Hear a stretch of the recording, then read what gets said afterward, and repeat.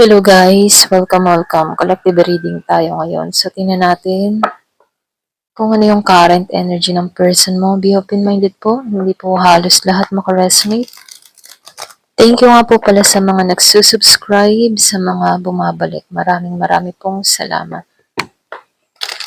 Give me the message for collective. Ano yung current energy ng person mo? Give me the message for collective. Ano yung current energy ng person mo?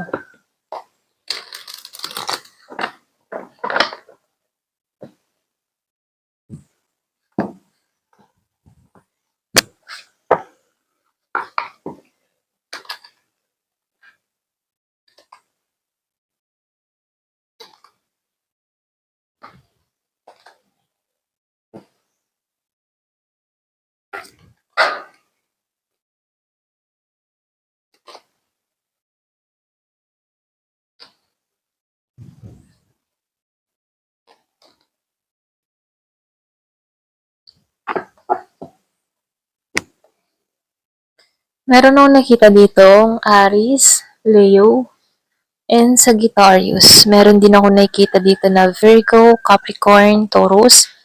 Malakas yung Taurus. Meron din ako nakikita ang Gemini, Aquarius, and Libra.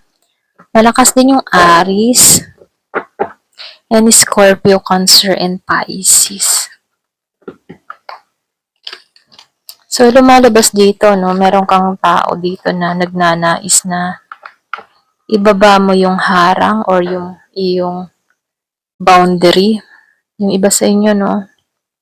Hindi ka makapasok sa buhay mo dahil sa harang na inilalagay mo. So, nakikitaan ko din dito, yung iba sa inyo, meron ka ditong tao na nagdurusa, nahihirapan sa sitwasyong kinakaharap niya ngayon, okay? So, merong mga pinagdadaanan itong person mo ngayon, okay?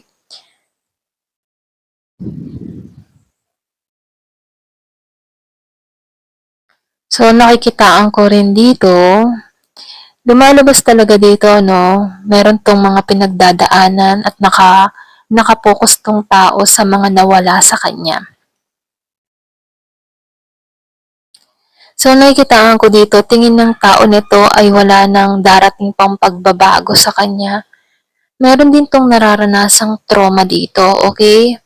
Kumbaga, nakikitaan ko dito na kaya binababa ng tao nito yung boundary niya kasi wala siyang lakas para maging confident sa mga nangyayari sa kanya kasi itong tao mo dito or kadiling mo dito ay may mga pinagdadaanan, meron tong mga nawala sa kanya at meron dito na yung bang tipo nag-iisip to kung paano makausad, pero hindi niya magawa. Dahil meron tong mga nararanasang kabiguan sa buhay.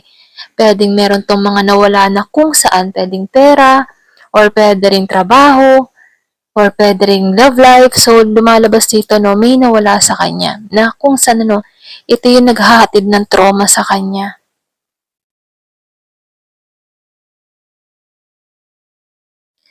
So, dito, nakikitaan ko dito, namimiss ng tao nito yung bang pangangalaga mo. Namimiss niya dito yung pagiging mong pata sa kanya. At kita din ng tao na to na ikaw ay lumalago. So, yung iba sa inyo, meron dito magkadiling na Taurus and Aries. Nakikitaan ko dito na tingin ng tao na to sa'yo, patas ka, mapag-alaga ka, at matured ka. At yun yung namimiss niya dahil sa panahon ngayon, walang nagke-care sa kanya, okay? So, meron to mga pinagdadaanan dito na mahirap na sitwasyon na kinakaharap niya. So, nakikitaan ka ng tao nito na kailangan ka niya sa buhay niya, okay?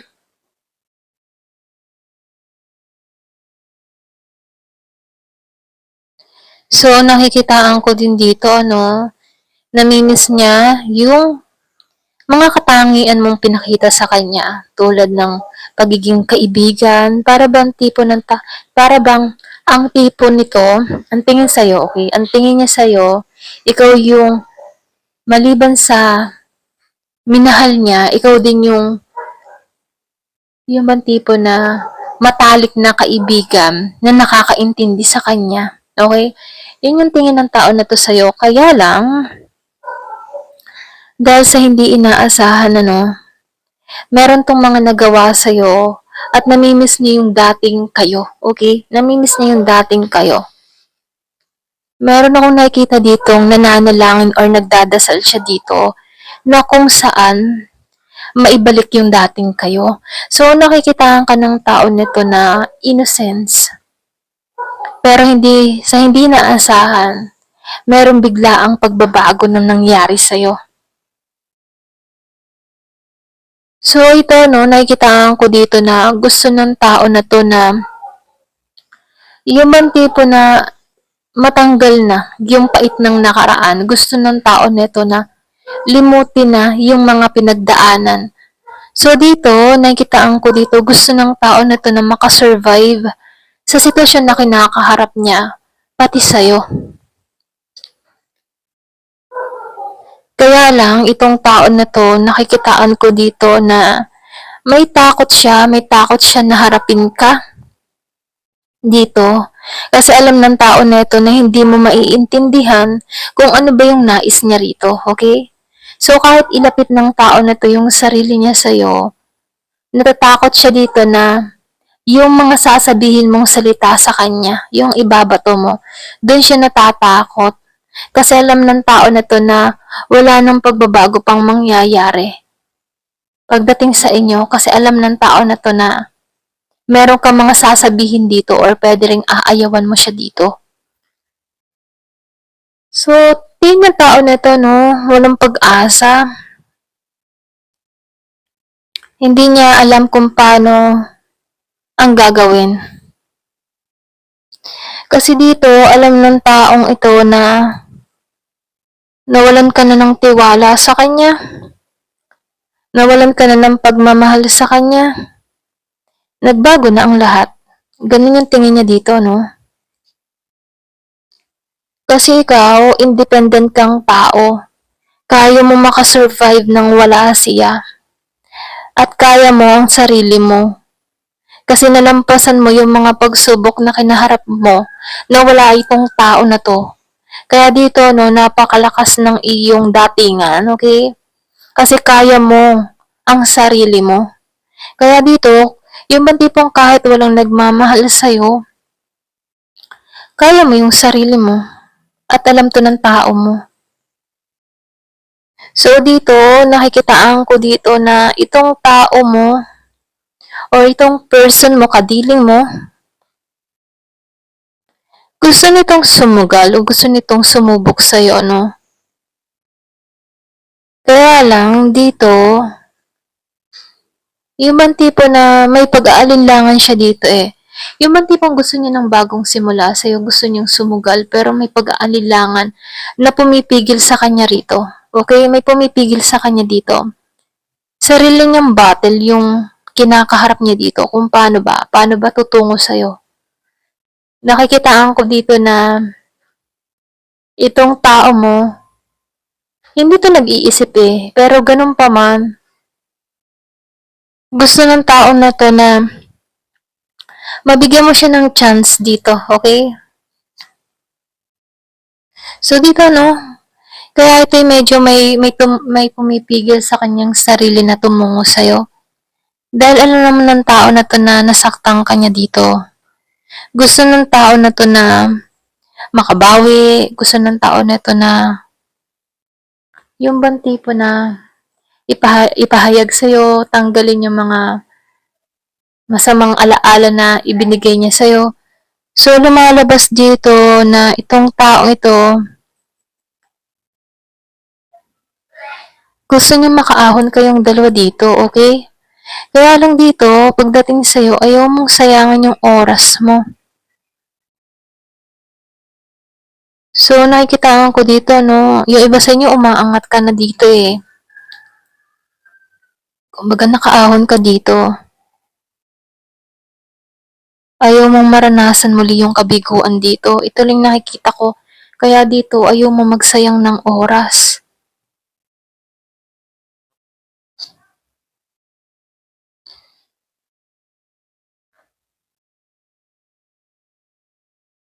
So, yung iba sa inyo, priorities mo yung balance. Priorities mo yung kabuhayan mo. Minamanage mo yung resources mo, yung mga trabaho mo. Doon ka nakatuon dito. Samantalang itong tao na to, hindi malinaw para sa kanya ang lahat na nangyayari sa buhay niya.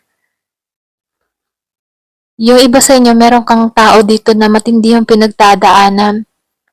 Matindi yung pinagdadaanan at sinusubok siya dito. Samantalang ikaw dito, alam mo yung priorities mo. Alam mo yung makakabuti sa'yo. Alam mo kung paano ka uunlad dito. Kasi dito, no, nalampasan mo lahat ng pagsubok pagdating sa person mo. Ito lang nakikita ko. Kasi isa ka ditong matatag na tao. Yung matipong naibalik mo, yan, pasensya na utal ako nun. Naibalik mo yung authority mo. Naibalik mo yung paninindigan mo.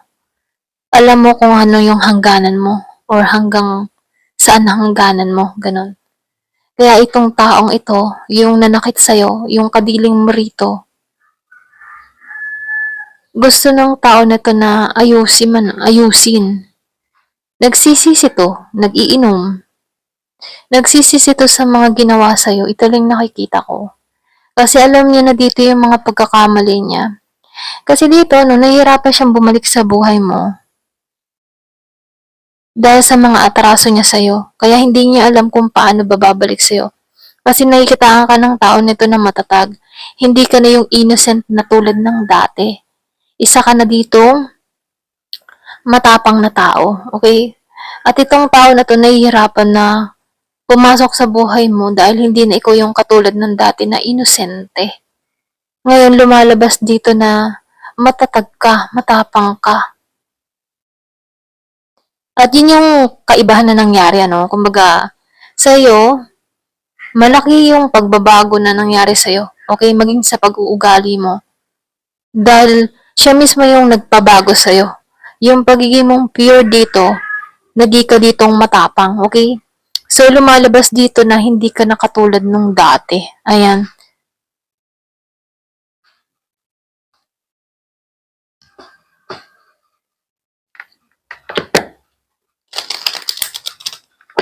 Give you the message.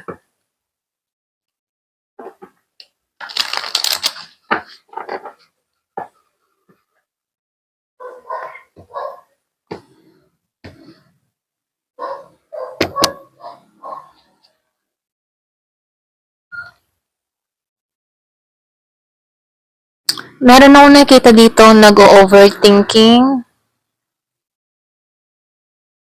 So, lumalabas dito, no, paulit-ulit na pumapasok ka sa utak ng tao na to.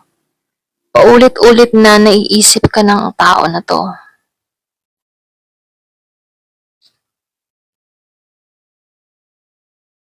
So, dito, lumalabas. Umiiwas to na yung bang tipo na may pag-iwas, ano, pwede ikaw yung umiiwas dito. Dahil sa nasaktan ka dito, nagpuput ka ng boundaries at iniiwasan mong kausapin tong tao neto. Hanggang ngayon, nadidismaya ka pa rin sa taong ito, okay? Kaya dito, no, ayaw mong kausapin to. Andito ka sa sarili mong kapayapaan, okay? Hinahanap mo yung balanse para sa sarili mo. So, lumalabas dito, meron akong nakikita ditong attractive. So, yung iba sa inyo, no, merong third party na involved.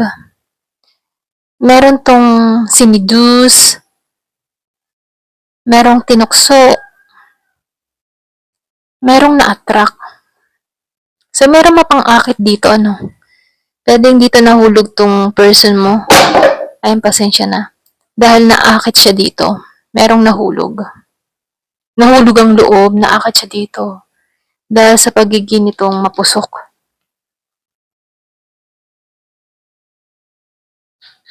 So, ikaw, nag-evolve ka. Malaki yung pagbabago na nangyari sa'yo. Lalo-lalo na sa panibagong yugto ng buhay mo, no? Nung makaalis ka sa taong ito. Hinilo mo lahat. Hinilo mo yung puso mo. Pilit mong pinapakaluan yung nakaraan. Ayaw mong sakupin ka ng nakaraan. Nakatuon ka sa mga pagbabago. So dito, araw-araw ka nag-evolve, araw-araw kang lumalago. Dahil sa separation na nangyari sa inyo, merong naging bitter dito, malungkot. Ngayon kanya naiisip dito.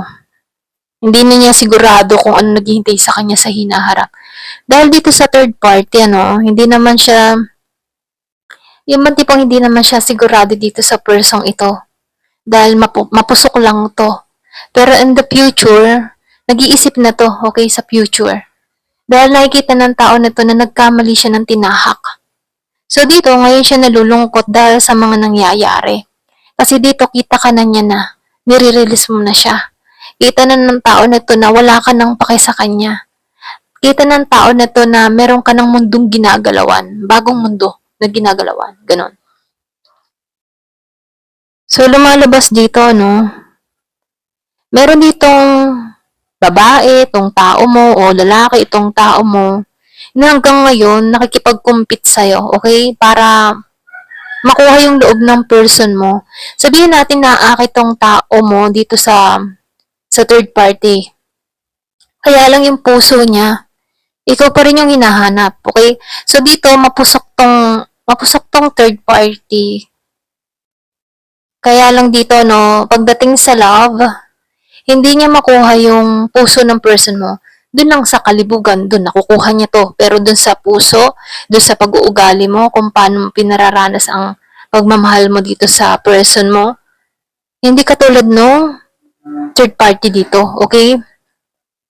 So kahit meron ditong ibang babae, ibang lalaki, itong tao mo naisip ka pa rin ito at yun yung kinaiinisan ng third party dito dahil feeling nito ikaw pa rin yung kaaway niya at kakompetisyon pagdating sa person mo kahit nakuha niya na to, okay?